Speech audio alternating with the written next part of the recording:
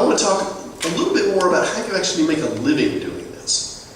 Because you can't really protest global warming. I mean, you can protest pieces, you can say no to a lot of stuff that's causing global warming, but you got to say yes to a lot of stuff too. You got to figure out what are the alternatives and help build those. And that's what you want to do during your, or may want to do during your day job. Right? And that's what our graduate programs help people do. There's really three ways you can make a career out of changing the future around climate change. One is education, broadly defined. So you can be a teacher or a research scientist or a preacher or a rabbi or a journalist or anybody who communicates with folks about this. But you can also pursue a policy career or a business career. Now, and those are the graduate programs that I run. So policy is about changing the rules. Right? A policy career is for people who want to change the rules of the game at the international level, national, regional, within cities, within corporations, to make things more sustainable. Business career is for people who want to play the game. Right? Within the existing confines of the rules, how can I solve social and environmental problems by building financially viable organizations and solutions. They have to be financially viable, otherwise they collapse, right? And that's what business is about, okay? So I'll give you just an example of what I mean by a policy career. This is a town called Belo Horizonte in Brazil. It's Brazil's fourth largest city. And about 8 years ago, they said that they were going to make access to food, or that they were going to basically say, we're going to eliminate hunger as a city policy. And they did a number of things, very innovative stuff. One was they created these ABC stores that sell 20 basic, healthy, mostly local commodities at subsidized prices. And then merchants can make up the difference on the other products that they sell.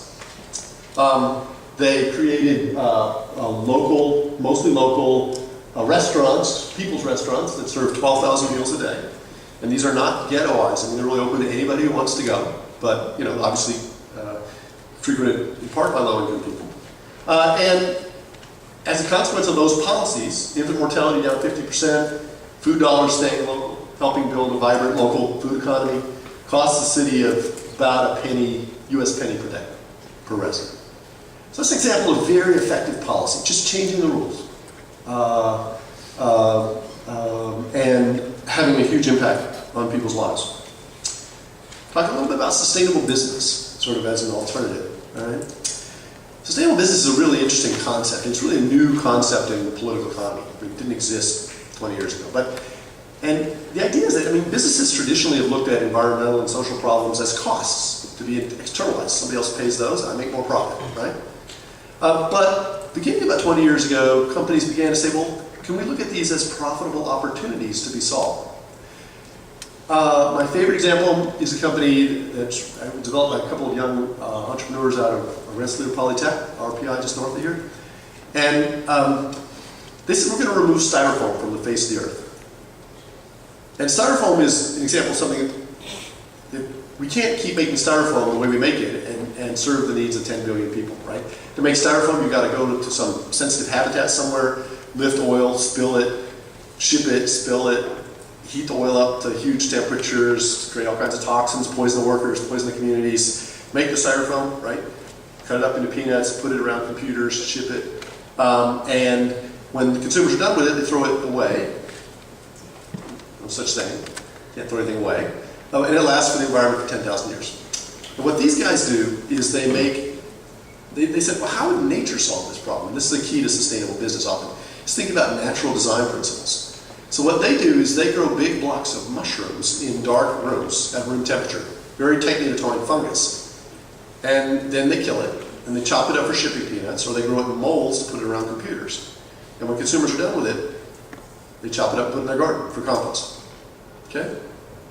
Beautiful solution that solves a social and environmental problem. This is a scalable solution, so they're partnering with big packaging companies. They will have a big impact on the world through this business model. Got Nike up there. Nike got into a lot of trouble in the 90s because they were at the front lines of the whole sweatshop labor problems, and they kind of denied it for about a year, but then they pretty much decided they had to get ahead of it. And in an era of transparent supply chains, that they really needed to embrace sustainability and fair labor practices. And they also became leaders in the environmental front. So recently they looked at their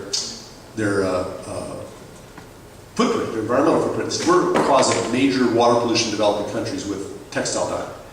And rather than kind of pat themselves on the back and say, you know, we're obeying the laws in Vietnam or wherever, they said, we're going to fix this problem. And they moved to a water-free dyeing process. So they're going to phase out water-based dyeing and eliminate that pollution problem, not mitigate it.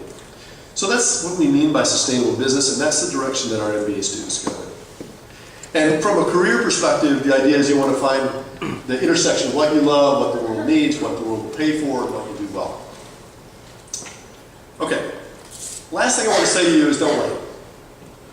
You know, in our environment world, you know, there's sort of the sense that you go to college and you take a couple of years off, and then you'll be a barista for a while, and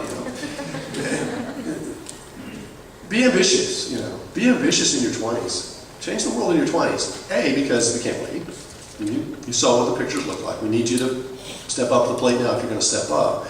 But B, it's a lot more fun. I mean, it's just, if you build a leadership career for yourself early on, you just open up so many more doors throughout your life.